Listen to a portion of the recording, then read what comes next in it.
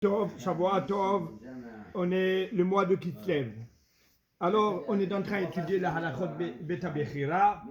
Je reviens exprès sur la halachot Beta Bechira, ça veut dire la construction du Beta Mikdash, Perek Dalet, le quatrième chapitre, et halacha Aleph. Là-bas, on est en train de voir à propos de, il dit le Rambam, quand on a voulu construire le Beth Amikdash, alors le Rambam dit que Shlomo Amelech Alav Shalom, Salomon, le roi Salomon, il a pensé à une chose. Qu'est-ce qu'il a pensé? Il a pensé à la destruction, et que si il va avoir un jour une destruction, donc il a pensé de faire dans les, on va dire, de profondeur du temple, de sous-sol, et dit le Rambam Matmoniot, il est dans un endroit caché, à Kalkalot, dans un labyrinthe, et d'amener, de mettre le Aaron là-bas. Et ce qui s'est passé au temps de Yeshayahu, on a fait comme ça, on a posé le Aaron de HaKadosh Baruch Hu, on l'a posé là-bas. Alors, alors tout le monde nous a posé la question. Le Rambam, c'est un livre de halachot, c'est un livre de trucs. Qu'est-ce qu'il raconte? C'est pas une historien. Pourquoi il nous raconte les histoires comme ça? Et qu'est-ce qu'on peut apprendre? Qu'est-ce que nous on peut apprendre? Moraï Rabotai, pour comprendre ça, je suis obligé que ça tombe bien. Pour vous dire, il y a un Yann aussi avec Hanouka, et Hanouka et Tefillin, extraordinaire. Le lien, il est suivant, Rabotai. Le lien, il est suivant. Que on voit quelque chose d'extraordinaire. On a 3 fêtes. Quelles sont les 3 fêtes? On a Pesach, Shavuot et Sukkot.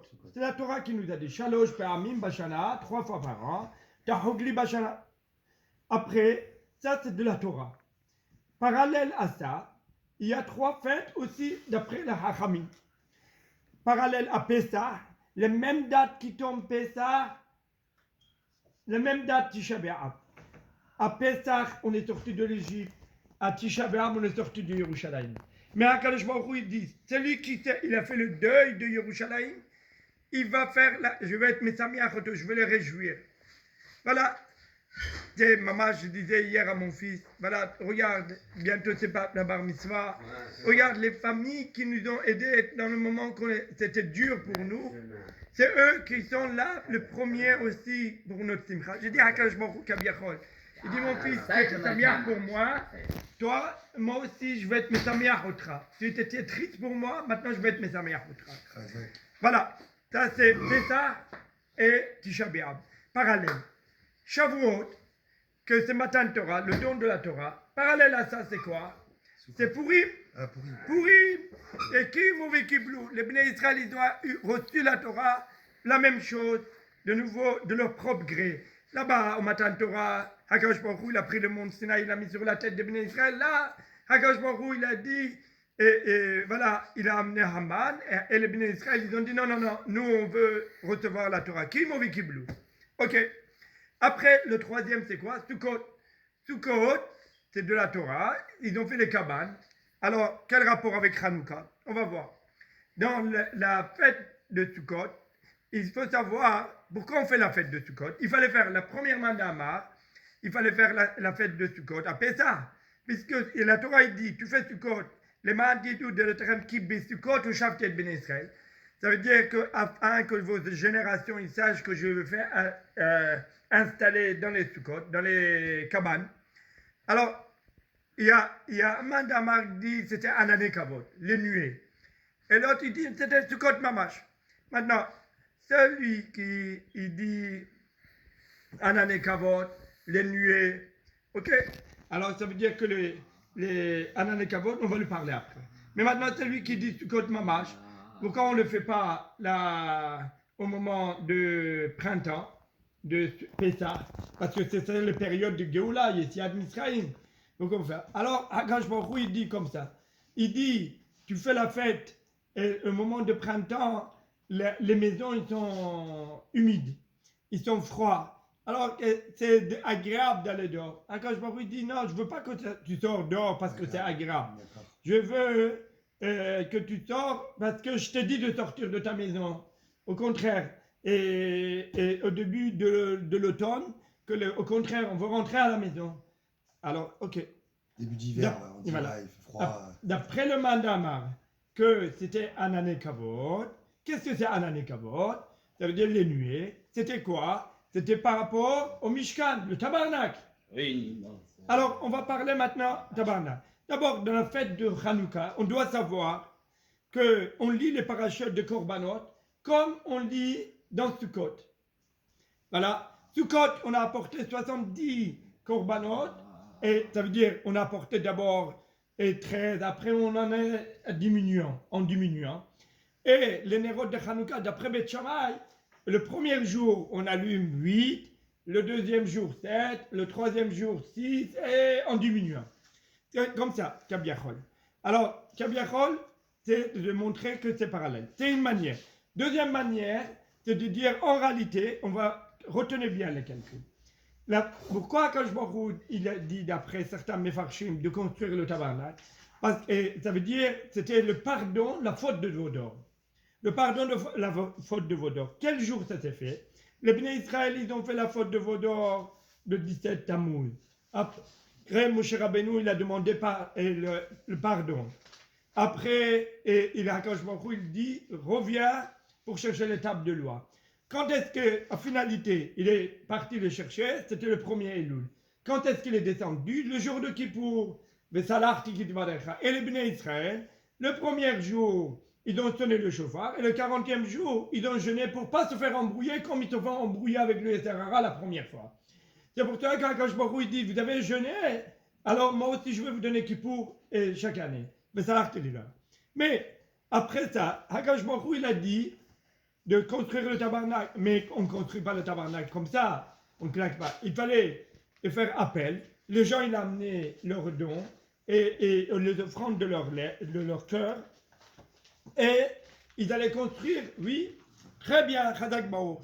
Ça, c'est marqué dans la Torah. Ils ont fait le 11 Tishri, 12, le 13 et le 14. Ils ont dit, maintenant, qu'est-ce qu'on va faire? On les a comptés, et après, ils ont fait le 14, ils ont fait ils ont commencé à compter quoi faire avec. Le 15, ils ont commencé à compter. Les nuées d'Akadosh Baruch Hu, ils ont commencé à venir. Tous les mikdash, faites une tabernacle et Akadosh Baruch Hu, va résister parmi nous. À partir de ce moment-là, Akadosh Baruch Hu est avec nous. D'accord? Ils ont commencé à construire, d'accord, le tabernacle. Quand est-ce qu'ils ont fini? Le 25 qui se lève. Bon, mais ils n'avaient pas le droit de rentrer dedans. Quand est-ce qu'ils sont rentrés dans le Mishkan elle-même? Rosh Chodesh Nissan, le premier jour de Nissan, le deuxième année de leur sortie de l'Égypte. C'est marqué dans la Torah, clairement. Alors, ils ont attendu de 25 qui se lèvent. Alors, qui se lève? Alors, Tevet, Shvat, Adar et Nissan. 4 mois, ils ont attendu. Alors, et le Bnei Israël, pour le mérite qu'ils ont attendu, il a dit, il n'y a rien qui est perdu. Des années plus tard, Akash Baruch Hu leur a fait le miracle avec les Kohanim, qu'ils ont attendu 4 mois pour attendre. 4 mois d'attente, c'est beaucoup. Et que on voit qu'Aaron, au moment de la construction de Mishkan, il dit, mais moi j'ai mal au cœur, les Nissim, ils ont apporté, moi j'ai rien amené. Tu n'as rien amené, bien sûr, tu as amené c'est toi que tu fais. Mais cet souci-là, il a gagné, qu'est-ce qu'il a gagné? Que les Bnei Israël, ça veut dire ils ont eu le miracle de Hanouka, grâce à ces enfants-là. Les Hashmonaïm, c'est les enfants. L'huile là et tout. Les Hashmonaïm, c'est pas Maccabim, ça veut dire Mika Mouchaba Elim. Ils ont dit Mika. Et Maccabim, c'est la sécu israélienne, la sécurité sociale israélienne. C'est pas. Alors, pourquoi je vous le dis ça?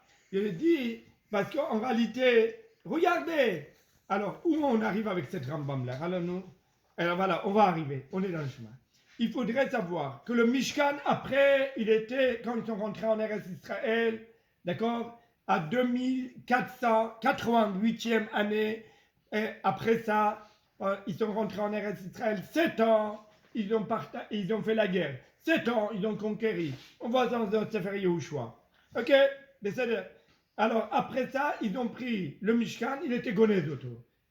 Après tout ça, ils l'ont fui dans la terre.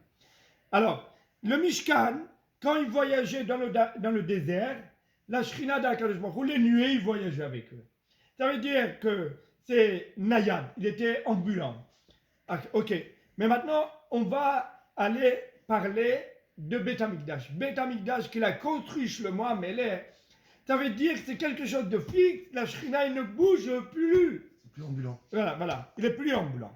D'accord, après des années, après des années.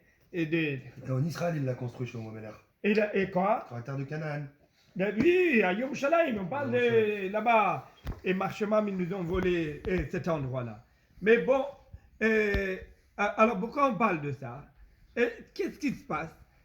Il a construit Shlomo HaMelech. Mais la lumière de Tabarnak, qu'il est enfui, il était Gniza, il y a eu Gniza dans la terre, il jaillit au peuple d'Israël sur sa terre. Et alors il a dit, Shlomo HaMelech, toute chose qui doit avoir la Kedusha, c'est déjà à l'avance, je dois prévoir. Ça veut dire, Ehov et Hashema, comme il dit la Gemara dans Yebamot. Ça veut dire d'aimer Shema, peut-être, d'aimer Chacham, et donc Chacham Aroet Anolad. Qu'est-ce qui est intelligent qui voit le futur? Je ne regarde pas le peuple d'Israël, il faut faire des bêtises comme tout le monde. Je ne parle pas de roi Hakodé, je ne veux pas rentrer dedans. Et un homme intelligent, il voit plus loin. Il ne voit pas que à lui-même. L'Abdil al-Fa à la fois. Regarde, le roi d'Iran, il n'était pas un homme mauvais. Il voulait défendre Israël. Il n'aurait jamais rêvé que cette bombe atomique il va tomber dans la main de quelqu'un d'autre. Il croyait qu'il va être roi, que son fils il va être roi, et tout. Il n'a jamais pensé qu'elle allait tomber et que cette bombe atomique va tomber les gens qui sont contre Israël. Bon, ça c'est le calcul d'Akadosh Baruch Hu. Kabiachol, je vais vous dire. Quelqu'un qui est intelligent, mais ici, il y a quelque chose qu'on apprend extraordinaire. Que tout, il faut préparation. Dans la vie, quand tu as les préparations, alors à ce moment-là, cette lumière-là, la lumière d'Akadosh Baruch Hu, la lumière de Ahava, de l'amour, il t'accompagne. Tu commences pas et c'est quoi? Qu'est-ce qui nous accompagne? Il nous accompagne jusqu'à aujourd'hui. Cette lumière-là, les bougies de Hanouka, Rabotaï, c'est parallèle comme le tfilin. Le tfilin, on prend le parchemin, le tfilin, on le met dans une boîte noire, on fait gniza, gonèse, on le met enfui. On prend les parchemins, on met des fils, des nerfs, c'est-à-dire la lumière d'Akadosh Baruch Hu. Et la lumière d'Akadosh Baruch Hu, il jaillit de l'extérieur quelques poils blancs. C'est ce que je voudrais vous dire. Ça veut dire quoi? Ça veut dire que c'est un travail à l'intérieur qu'on doit le faire sur nous-mêmes pour que la lumière d'Akadosh Baruch Hu, il nous jaillit et pour toujours. C'est ça que le Rambam il est en train de nous apprendre. Le Rambam il est en train de nous apprendre que cette lumière-là, il va nous accompagner et l'accompagner. C'est pour ça que le Rambam dit qu'il a vu dans Parashat Ba'alotra et que Megillat de Rab Nissim Gaon, quand HaKadosh Baruch Hu il a dit Shel Chag et de la Mishalahem. Les lumières de Hanouka que toi tu vas allumer, ils sont beaucoup plus grands que eux. Rabotai, juste je voudrais vous dire, on a tous des soucis, mais celui qui a le souci, de la mitzvah, le souci de Am Israël, pas d'être égoïste, à ce moment-là, HaKadosh Baruch Hu il dit tu as pensé aux autres, comme Yitzhak Avinu, comme Shlomo HaMelech, comme tout cela, HaKadosh Baruch Hu il récompense. Il ne laisse pas quelque chose comme ça. Comme Aaron. Aaron, il n'a pas pensé que pour lui-même, il a pensé et il faisait le shalom entre les autres. Il n'était pas égoïste. C'est lui qui n'est pas égoïste. HaKadosh Baruch Hu il le fait. C'est lui qui pense qu'à lui-même. Eh bien, HaKadosh Baruch Hu dit pense à toi-même, débrouille-toi toi-même. Pardonnez-moi, quelque part, tu n'as pas besoin de moi. Tu n'as pas besoin de moi, Chas v'Shalom. Et c'est ça qu'on apprend du Rambam. Le Rambam chez le Mohamelech, il n'était pas un homme égoïste, qu'il a pensé à son intelligence, il n'a pas vu Chaz v'Shalom. Il a pensé aussi le Hatid de Am Israël, et des années plus tard. Et c'est ça la Kedusha de Am Israël, la Chokhma de Am Israël, l'intelligence de Am Israël. Et qui peut nous accompagner cette lumière-là toute notre vie. Amen. Bezat Hashem. Amen. Amen. Hanouka Abaït.